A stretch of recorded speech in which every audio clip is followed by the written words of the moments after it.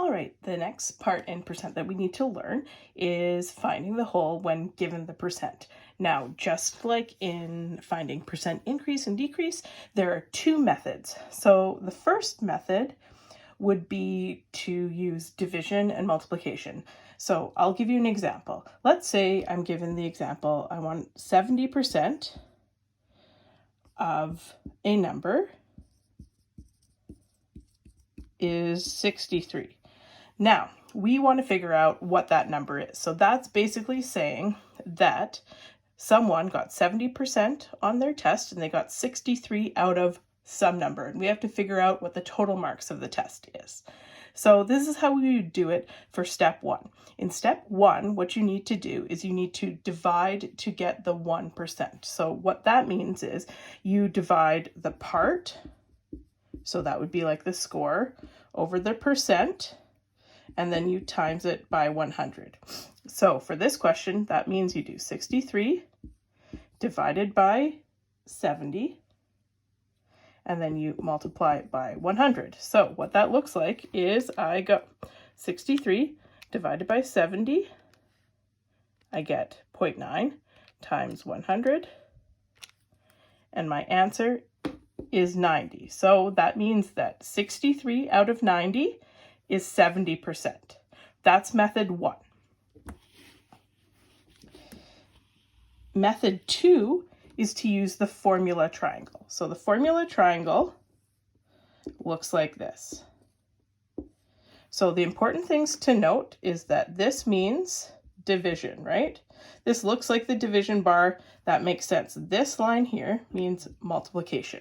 Or things above and below divide like a fraction. Things beside, you multiply.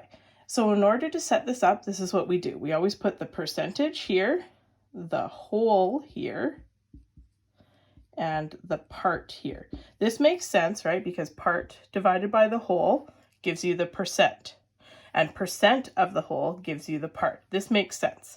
So how can we do this for the same question? So again, we have the 70% of a number is 63.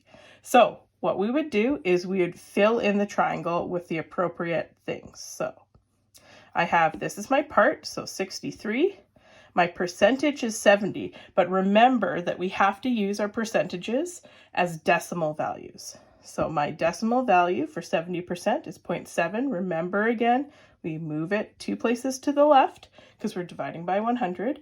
I put my percent in, and then I'm trying to find what this number is. So if we look how it's set up, that means the number that we want, so the whole, is equal to 63. And look, the 63 is on top of the 0.7, so that means we have to divide. Let's see if that gives us the same number.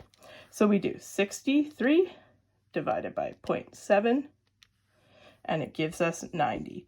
Exactly the same. So again, just like the other problems, you can choose which method works best. So let's try another example.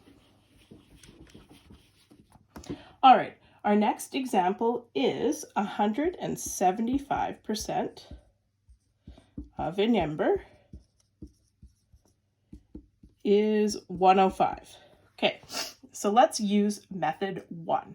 So again, method 1, we're finding the 1%. So we take the part, 105, we divide it by the percentage, 175, and we times it by 100. So 105 divided by 175 times 100. So that equals 60. So again, this is part over percentage times 100.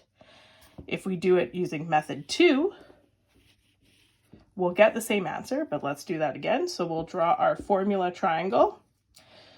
The formula triangle is really good because this helps you in science, it helps you in anything. It helps take away the algebra part so that we can solve for any unknown. Remember, it's part, whole, percentage. And we always write the percentage as a decimal. So let's make it for this one. So our part is 105. we want to know what our whole is, and we have 175. So what is our decimal for that? We move the decimal place over twice, so it's 1.75. And how do we set that up? So our number is equal to 105 divided by 175. Remember, they're above and below, and this is the division line. That's how I know it's always division.